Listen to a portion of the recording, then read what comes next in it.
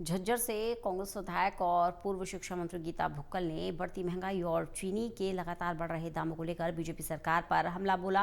उन्होंने कहा कि देश में पेट्रोल और डीजल से लेकर खाद्य पदार्थों और सब्जियों तक के दाम लगातार बढ़ रहे हैं। सरकार महंगाई को नियंत्रित करने में पूरी तरह से विफल साबित हो रही है। गैस सिलेंडर महंगा हो रहा है, चीनी के दाम बढ़ रहे हैं। उन्होंने कहा कि रोजाना चीनी के दामों में वृद्धि होने के बाद अब 20 रुपए से ज्यादा की बढ़ोतरी दर्ज की गई है। आम लोगों की चाय तक सरकार ने फीकी कर दी है।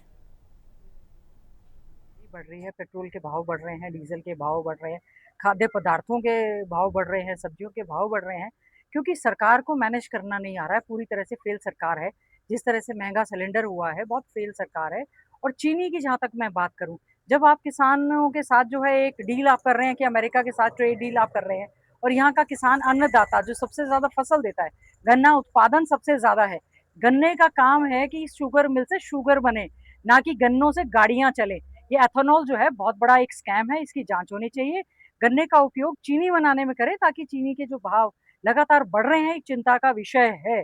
और ये इसलिए भी बढ़ रहे हैं क्योंकि जो एथेनॉल बनाया जा रहा है, जिससे कहा जा रहा है कि गाड़ियों में वो डाला जाए और गाड़ियां सही चलेंगी, इससे जो गाड़ी निर्माता हैं, जो कार या जो भी मैन्युफैक्चरिंग है ऑटोमोबाइल इंडस्ट्री के, उनका कहना है कि इससे तो गाड़ियों में काफी ज्यादा नुकसान भी हो रहा है। तो ये बहुत बड़ा एक धंधा चल गया है, इसकी तो जांच होनी चाहिए। जिस दिन इसकी जांच होगी, एथेनॉल बनना भी बंद होगा। मैं समझती हूँ चीनी के बढ़ते हुए दाम एक जो चिंता का विषय है, सबकी चाय फीकी कर दी है। चाय के प्रधानमंत्री कहते थे चाय वाले, सबकी चाय फीकी कर दी है। और इस पर भारी जांच होनी चाहिए। चीनी के भाव जो लगातार एक एक दिन में 20-20 रुपए तक बढ़े हैं, बहुत बड़ा एक चिंता का विषय है। सरकार को इस पर ध्यान देना चाहिए, बेरोजगारी पर ध्यान देना चाहिए, किसानों की मांगों पर ध्यान देना चाहिए, छात्रों की बात पर, जेनजी पर ध्यान देना चाहिए, शिक्षा पर, पूरी व्यवस्था पर जो है पूरी तरह से सरकार को ध्यान देने का काम करना चाहिए।